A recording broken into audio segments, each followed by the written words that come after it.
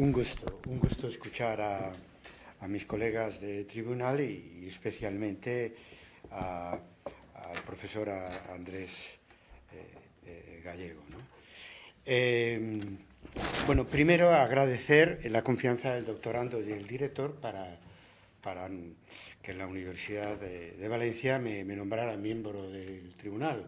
Realmente, por el viejo y burocrático criterio tradicional y funcionarial de la universidad, tendría que ser el director, se lo he dicho nada más llegar, por antigüedad. Por antigüedad, no mucha, no creas que tanta, pero por antigüedad, el profesor Andrés Gallego, ¿no?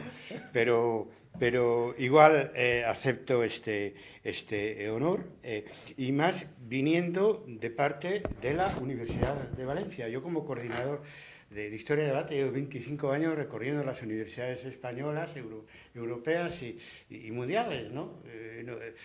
No sé si alguien ha viajado más que yo, perdón, pero yo de luego he viajado mucho. Pero sin embargo, las veces que he estado en Valencia fue a título particular, no académico. Por lo tanto, también es un honor que la Universidad de Valencia me nombrara para formar parte de este tribunal y de este tesis doctoral. Pero para cerrar el capítulo de agradecimientos, quien tiene que ser agradecido es el doctorando con su director. Y lo sabe, además. ¿Por qué? Porque no es fácil encontrar un director en la Universidad Española que haya permitido y dado luz verde a una tesis de estas características. Por lo tanto, muy agradecido, y el tribunal también, porque si no, no estaríamos aquí y esta tesis no habría tenido lugar y no habría llegado hasta el final. Todo hay que decirlo. Bueno, yo mi enhorabuena, la verdad, porque se ha trabajado. Es una tesis teórica que son escasas y muy necesarias. José Andrés lo sabe. Los que nos movemos en el campo de la metodología, de la historiografía, de la teoría, sabemos que somos pocos, ¿no? Y que una mayoría de nuestros colegas pues se interesan relativamente cuando no reacciona contra este tipo de interés histórico por la metodología, la historiografía, en este caso la teoría. Por lo tanto, como no vamos a celebrar una tesis de estas características, a mí me han tocado otras como esta, en una época en donde, por lo menos desde Historia de Debate, estamos detectando en los últimos años un retorno del positivismo puro y duro, y particularmente en las generaciones más jóvenes, ¿no? Que nos inquieta porque puede afectar al futuro de nuestra profesión, de la profesión de historiador y de las ciencias sociales en general, porque es necesario, decía Pierre Vilar, pensar la historia, no solamente trabajar empíricamente. Y esto que se hace en esta tesis de pensar en abstracto la historia, por lo tanto, es más que metodología e historiografía, es pura teoría, pura incluso filosofía de la historia, pues tiene un valor objetivo, ¿no? Un valor objetivo que tenemos que celebrar. Por lo demás, yo coincido con las críticas que se han hecho por parte del tribunal. Creo que son justas, son en gran medida coincidentes, y el doctorando debe tenerlas muy, pero muy, muy en cuenta. En fin, la bibliografía es abundante y está trabajada, porque muchas veces vamos a tesis con una bibliografía muy extensa, pero contrastamos con las notas y vemos que muchas no aparece, muchas una vez esas obras no aparecen citadas, o sea que no se han leído, no se han utilizado. Incluso en este caso hay algunas obras a las que se hace referencia en las notas, a pie de página, y que no están en la bibliografía final. O sea, de verdad que hay dos cosas que para mmí son muy positivas. Uno, que el tema, que ahora veremos, muy importante en este momento, y después que se ha trabajado por parte del doctorando, ¿no? Aunque coincido, como Encarna García ha dicho, que se ha leído poca historiografía. O sea, a mí me asombra, no es poco, no es muy habitual, y valoro la formación filosófica y religiosa del doctorando, porque no es habitual. Y más bien la tendencia es que, como es relativamente joven, etcétera, comparado con el tribunal, pues la tendencia es más bien que el estudiante hace historia, investiga historia.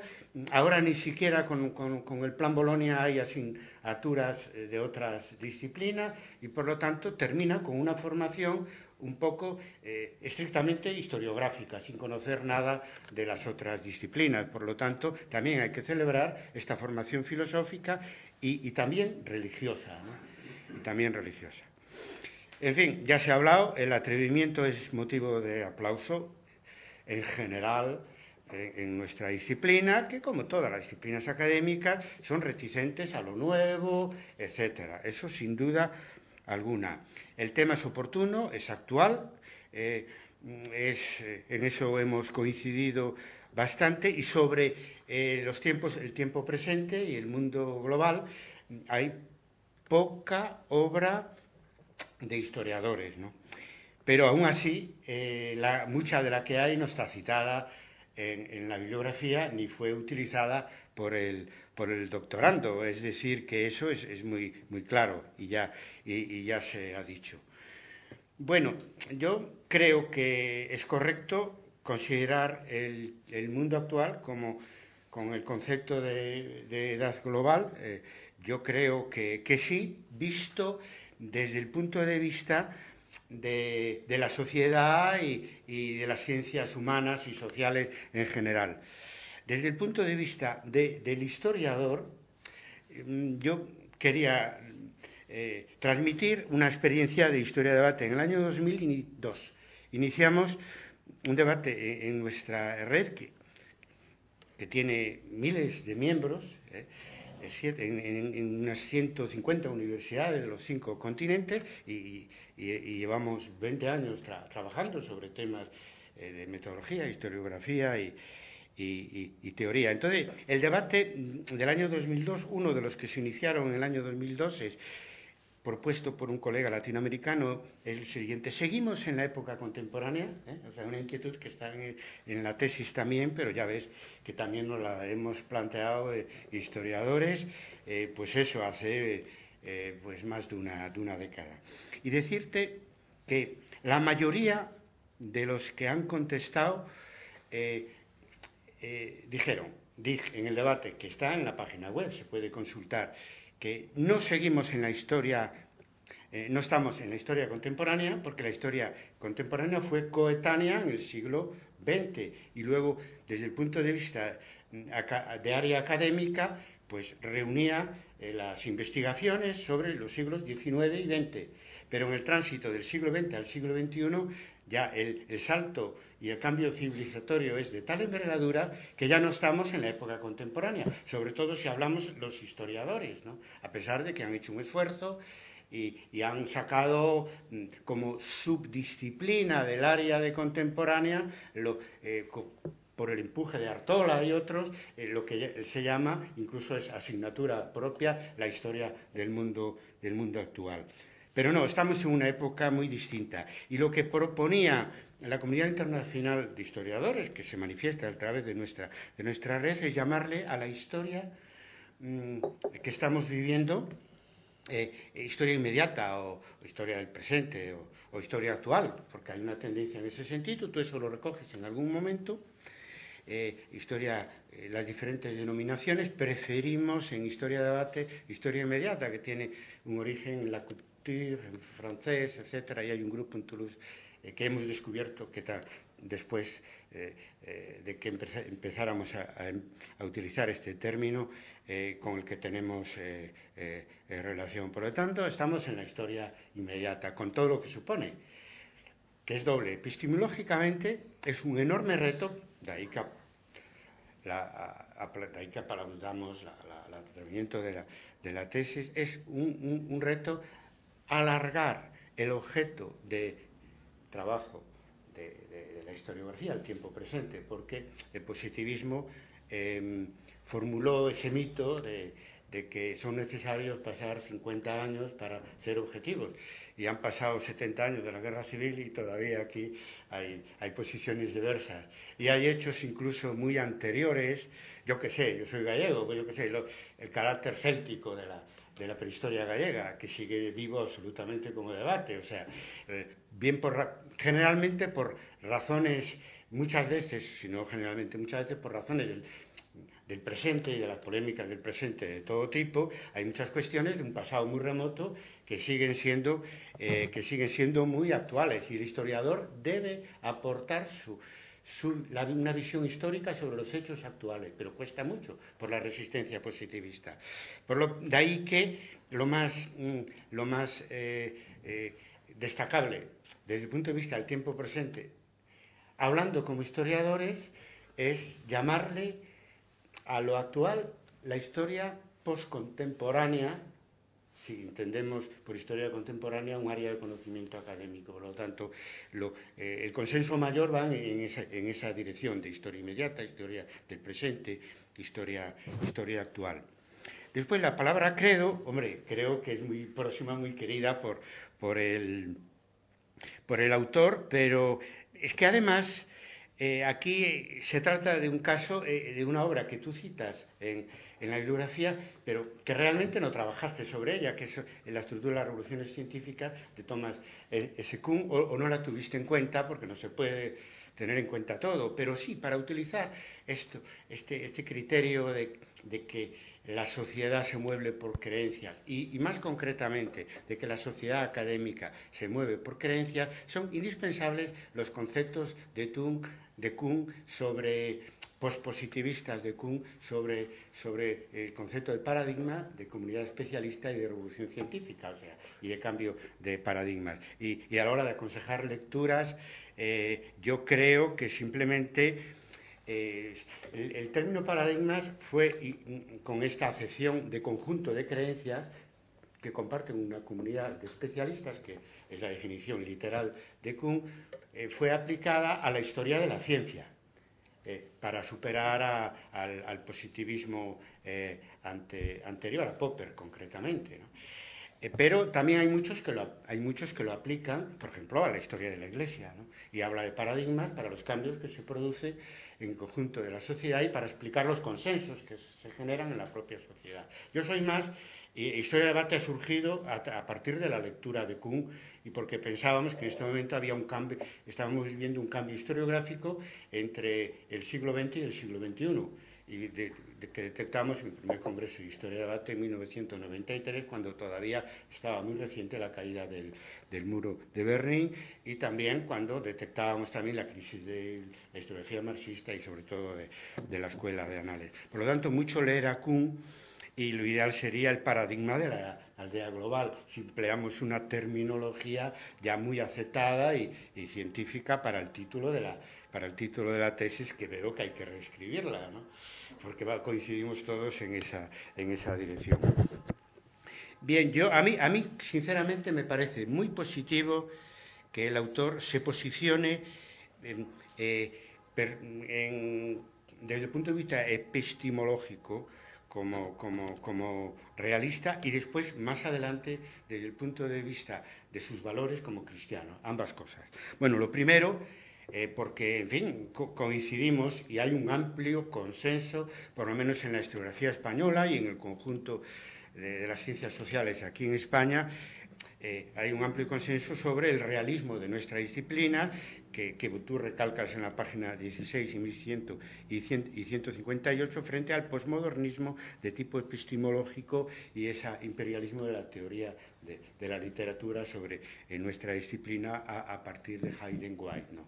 En eso hay una enorme coincidencia, sin que eso no quiere decir que despreciemos el posmodernismo como interlocutor del debate historiográfico, y particularmente todo lo que ha aportado para la práctica empírica en cuanto a análisis del discurso. Pero vamos, las posiciones de fondo de tipo epistemológico son mortales, y concretamente en el ámbito anglosajón han favorecido el retorno al positivismo, porque yo he escuchado, tanto en Estados Unidos, pero incluso en la Escuela de Altos Estudios en París, le he escuchado decir a Jacques Redel, decir que volvemos al positivismo antes de hacernos a científicos antirrealistas y posmodernos y equiparando la literatura y la ficción con la historia que hacemos.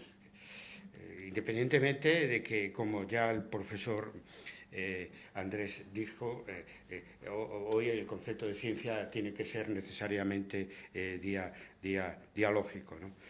Al mismo tiempo, se toma posición el autor contra el relativismo en la sociedad actual. Me gustó esta referencia bibliográfica en la página 200, donde se define: la verdad es relativista y depende de, porque la palabra relativista literalmente es dependencia de, y depende de, pues, del agente social o del agente político, del agente cultural, ¿no? Lo cual no quiere decir que no sea, sobre todo si hablamos de la academia, que no sea realista el resultado de nuestras investigaciones, pero siempre en dependencia del propio sujeto, en este caso el sujeto historiográfico. Yo creo que se podía decir, y te faltó añadirlo, que la verdad histórica es relativista y depende del historiador y sus valores. Es importante porque hay que aceptar que hay valores profesionales, porque afortunadamente pues la credibilidad de la historiografía está muy aceptada por la sociedad, en cuanto que trabajamos con fuentes, en cuanto que no nos inventamos la historia y todo eso, ¿no? Entonces hay valores profesionales de cómo trabajar con fuentes, de la crítica de fuentes, de no manipular la historia, muy extendidos, pero también hay otros tipos de valores, que son los valores individuales y los valores colectivos. Tú hablaste de derechos humanos, que son los valores universales, que son aceptados hoy por el conjunto de la sociedad y de la sociedad global, y que muchas veces sirven de contrapunto contra a los aspectos más negativos de la globalización que estamos sufriendo. Eso es muy importante. Todos los valores, ¿no? Eso lo hemos aprendido de Kuhn, ¿no? Y contra Popper, ¿no? Es decir, los valores forman parte ya no solo de la historia, de las ciencias humanas que se prestan a ello, ¿no? Sino además de toda la ciencia en general, también las ciencias duras, ¿no? No se puede hacer una historia realmente científica sin tener en cuenta al científico individual y colectivamente. Y además yo creo que es muy positivo que a los hechos históricos, sobre los hechos históricos haya acercamientos de tipo plural cuando son polémicos, y etcétera, ¿no? Por lo tanto, yo de verdad se agradece esta toma de posición pública. Claro, hay que aceptarlo también para el caso de los historiadores que se acercan desde una posición no creyente, ¿no? Más ilustrada, o marxista, etcétera, o lo que sea, como la ha habido, por lo menos en la historiografía más avanzada del siglo XX. Decía século por el gallego, claro, es que aquí veo tanto bilingüismo que se me contagia a veces el gallego de vez en cuando. Entonces eso me gustó porque además, ¿qué aporta? Aporta un interés sobre el tema que como profesores tenemos que animar siempre. Que el alumno elija algo que realmente le gusta y que por las razones que sea susciten su interés y su pasión. Y después un conocimiento, porque qué duda cabe que no se puede hablar de la sociedad actual, de la sociedad global, de la sociedad de información, del mundo presente, sin tener en cuenta la religión, ¿no? Entonces, muy importante. Bueno, tenemos 5 capítulos con profusión de temas que nos dan una impresión muy deslavazada. Deslavazada es castellano también, ¿no? Sí, se dice, vale. Bueno, a veces dudo, ¿no? Si lo decimos solo los gallegos. Bueno, y entonces el tiempo presente y global es de una enorme heterogeneidad y se trata, pues, en esos 5 capítulos de una manera pormenorizada, conceptos, interpretaciones, medio natural, cuestiones sociales, estratificación social con los elementos últimos. No empleas el término precariado, pero va un poco por ahí también. Y se utiliza, se hace historia también sobre los hechos más recientes, quizá una historia demasiado clásica, porque son hechos cronológicos, que, bueno, también con interpretaciones. Ahí me pareció que en algún momento dices que recopilaste hechos hasta el año 2009. Sí. Sí, y entonces, claro, haciendo historia inmediata hay que llegar hasta el momento en el que termina la redacción. Y vi que hay un error muy notorio, porque en la bibliografía y en las notas sí recoges eh, bibliografía y artículos hasta el año por lo menos 14, no sé si algunos a ese año 15. Sin embargo, a la hora de hablar de los hechos que marcan la transición del siglo XX al siglo XXI, pues todo lo que sea posterior al año 2009, pues no aparece destacado y sucedieron cosas enormemente importantes. Bueno, te refieres a la 11S, a la crisis del 2008, etcétera, pero pasaron cosas muy importantes que no aparecen aquí. Y después, no, una de ellas, por ejemplo, la importancia del movimiento social global, que actúa, decía antes, que actúa como contrapunto de lo peor de la globalización, pues la universalización de los valores humanos. Pero también hay un movimiento social en el que se expresa esa sociedad civil global de la que tú hablas. Pero hay movimientos sociales activos. Se produce un punto de inflexión, eso lo analizamos en el primer Congreso de Historia y Debate, inmediatamente después del primer Congreso de Historia y Debate, y porque yo tengo mucha relación con la historiografía mexicana y etcétera, a partir de la revuelta de Chiapas en 1994, porque fue muy sorpresiva desde el punto de vista de la historia mundial, internacional de los movimientos sociales, porque cae el muro de Berlín y en un lugar de la selva lacandona, un grupo de indígenas se levantan en armas para sorpresa de todos. Después viene en el año 1999 en Seattle, tiene lugar el origen del movimiento antiglobalización y altermundista. Y sobre todo, lo más importante, en 2011 recorre el mundo un movimiento que para los que fuimos dirigentes del movimiento estudiantil en el año 1968, en mi caso en la Universidad de Madrid, en la Escuela de Ingenieros Industriales, se nos parece mucho a lo que fue el 68, que no solo fue francés, fue también, afectó a Japón, al este de Europa, a los Estados Unidos. Fue un fenómeno mundial como los indignados, que en el año 11 empezaron en el norte de África y pues llevan saltando de un país a otro. El último, Francia, hace unos días. Y es un movimiento muy importante porque está teniendo mucha influencia, incluso política, particularmente en España, ¿no? Pero en general, porque en las primarias de Estados Unidos es muy obvio que la sorpresa de Sanders no hubiera tenido lugar si antes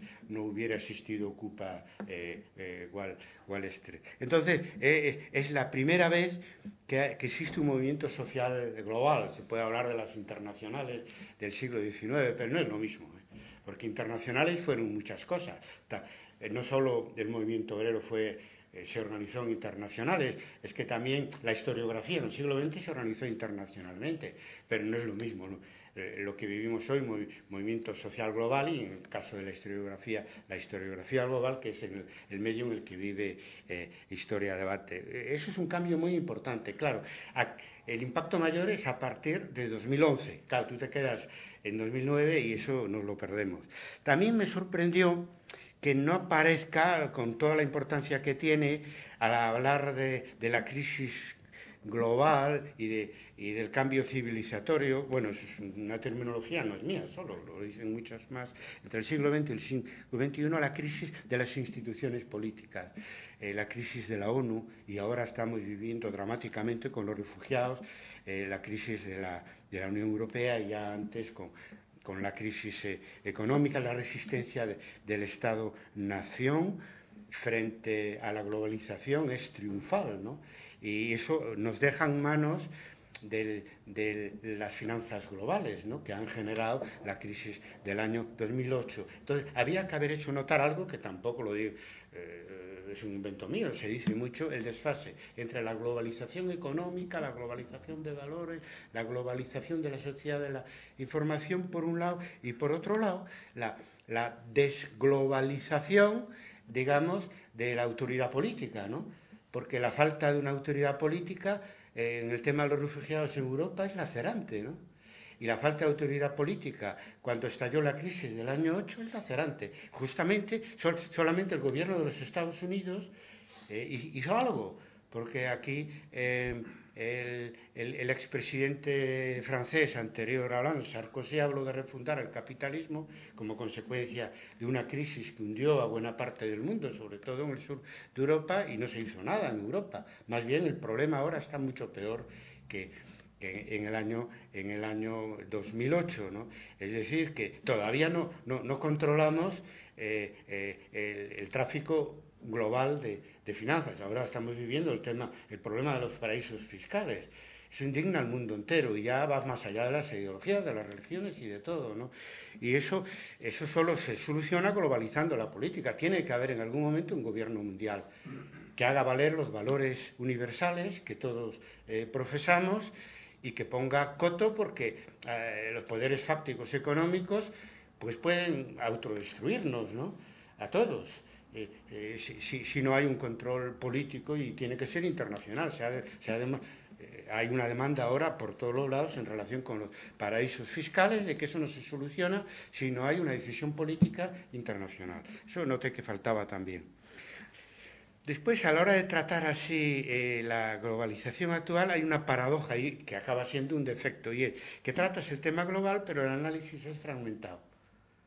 O sea, es muy en migajas, como dirían los franceses. ¿Y cómo? Pues eso, claro, es una dificultad añadida, porque los árboles te impiden ver el bosque. Que a mí me hubiera gustado que se hiciera una síntesis sobre las diferentes dimensiones de la globalización y la relación que tienen entre sí, y que en parte comentaba la falta, porque inmediatamente tienes que dosificar y ver las contradicciones y los problemas para que el trabajo del historiador ayude a entender mejor dónde estamos y a dónde vamos, porque no es nada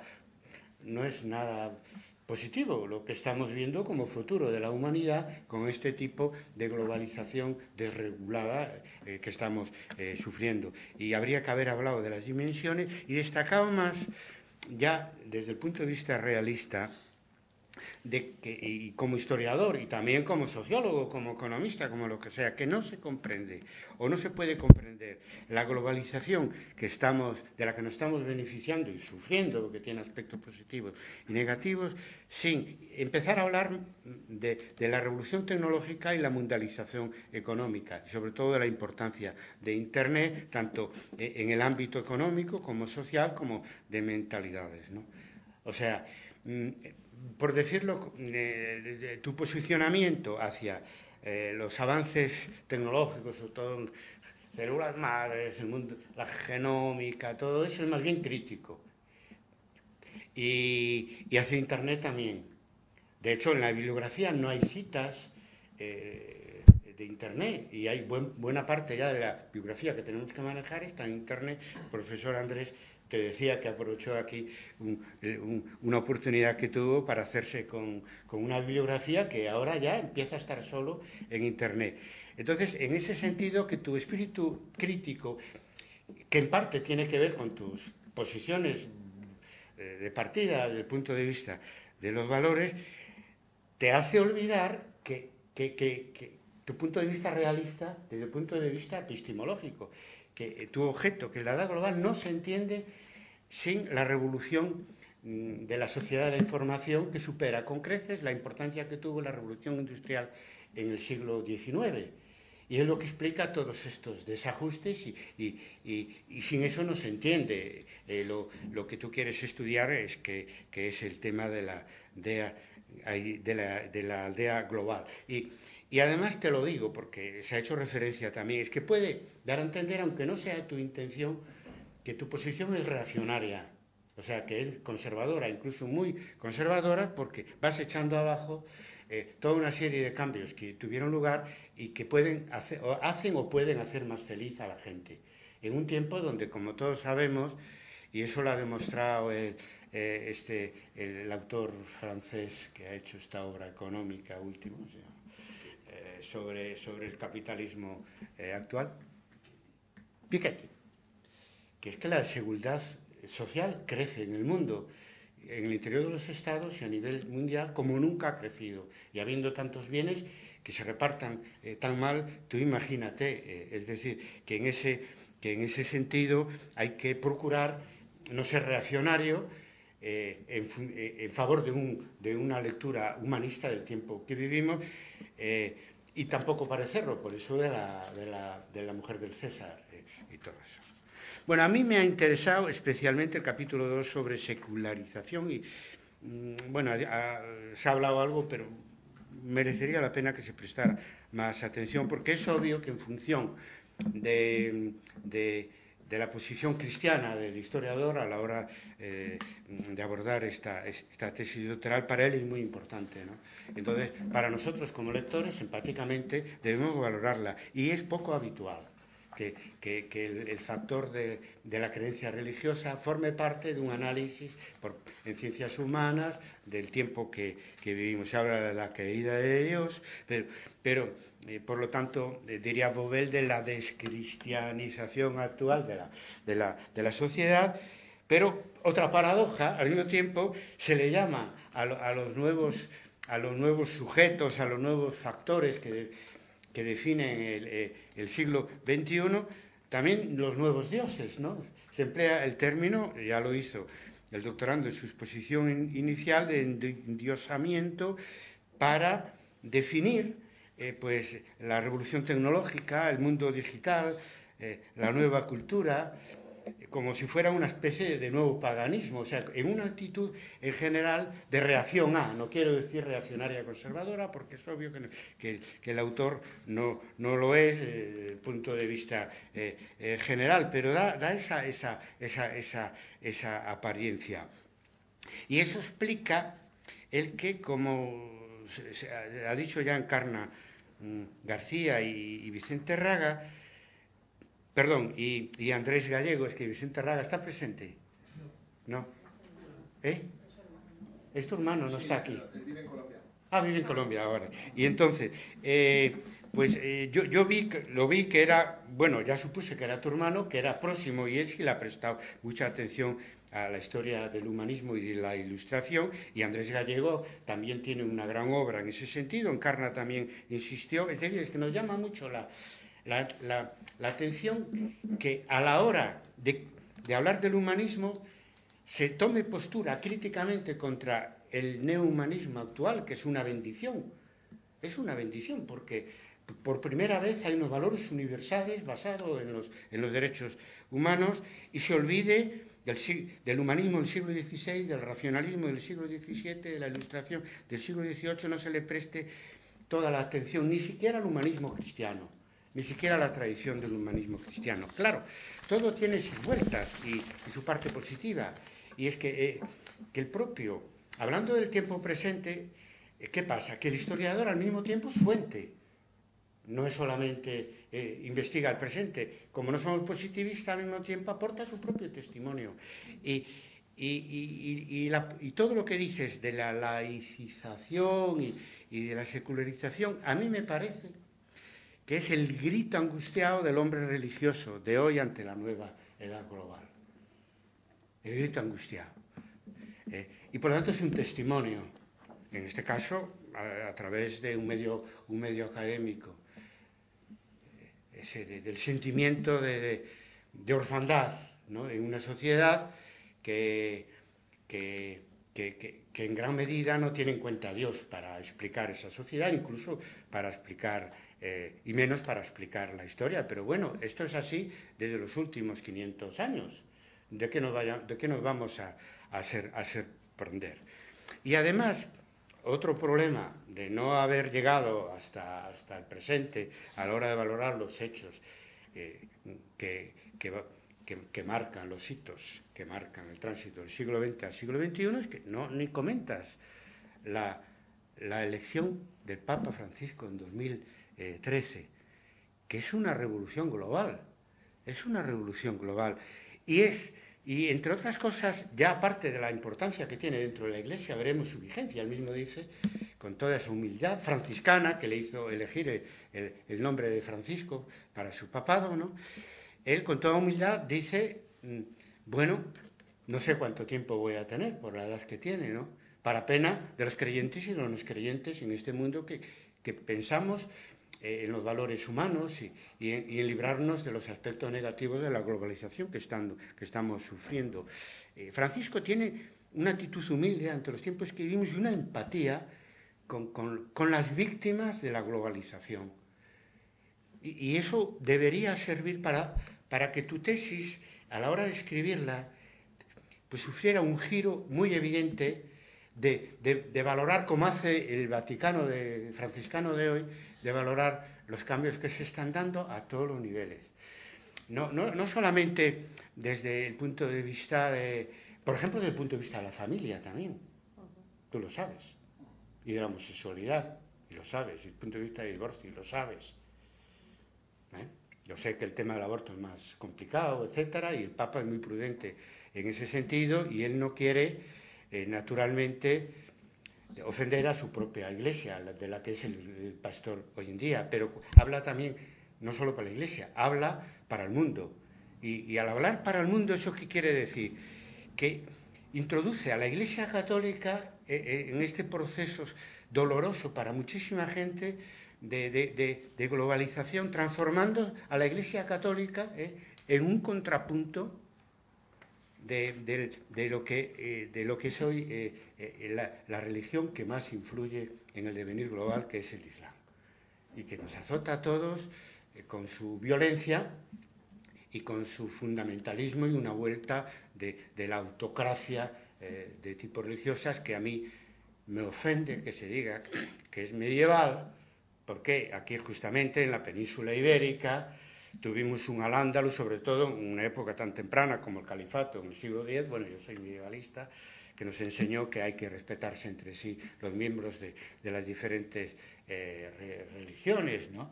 Y entonces, en ese sentido, no, es una lectura del Corán que, bueno, ya puede tener sus ataduras, porque todas las versiones de un libro religioso pueden tener todo tipo de ataduras. También hay ultracatolicismo y hay sectas raras en la historia de la Iglesia en todas las épocas históricas y ultra racionarias. Pero eso, en lo que es fundamental, el Islam actual traiciona a sus textos originales y nos da una visión muy negativa, muy destructiva de la religión en el mundo global, porque eso es otra cosa que falta, que a la hora de tratar el tema de la religión en la edad global, lo más importante es el tema del papel negativo que está jugando el Islam hoy en día en el mundo a partir de la actividad de los grupos terroristas y de los grupos fundamentalistas que quieren imponer la Sharia no a todos, también a los no creyentes. Entonces, en ese sentido, es una bendición, en este caso divina, que el Papa Francisco, y eso te obligaría a ti, si no hubiera otros motivos de tipo ya lingüístico, te obligaría a ti a cambiar el enfoque de esa parte de la tesis, de negativo por positivo, porque la globalización a partir del Papa Francisco tiene un nuevo sujeto que conecta muy bien con esos aspectos alternativos de la globalización actual y que se corresponden con los valores humanos. No quiere decir que la lectura del cristianismo o de cualquier otra religión tenga que coincidir con esos valores universales y no tenga sus peculiaridades, como pasa con otras creencias o otras ideologías. Pero la Iglesia, necesitamos una Iglesia católica franciscana, de verdad, franciscana por Francisco, porque bueno, yo también soy estudioso en la Edad Media de las órdenes religiosas y eso, para algo en lo que desde la universidad tenemos que colaborar, es decir, que la globalización mejore y que sea menos destructiva para los humanos, ¿no? Eso lo noté mucho por el problema ese que de alguna manera tenías partes escritas y trataste de no meterse en más líos, por las prisas también de cerrar la tesis. Por lo tanto, no digo que no se deje de criticar obviamente, los aspectos negativos de la globalización, pero más apoyar la globalización buena, incluyendo a Francisco, ¿no?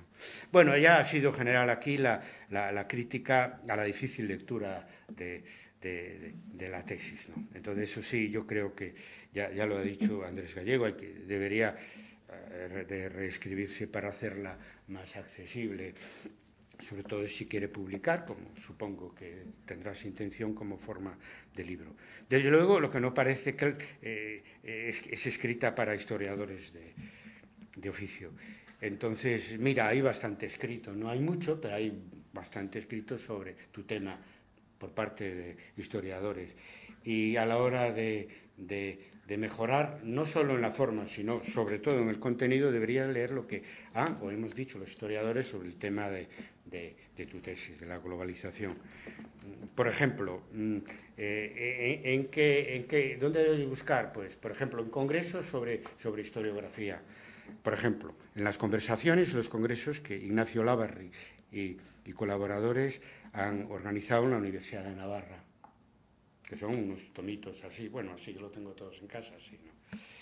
Y sobre todo, no lo digo porque yo haya sido el director, pero sé que hay consenso en la comunidad de especialistas en España, porque cuando hay una tesis se dice, oye, es que no citas a Historia Debate.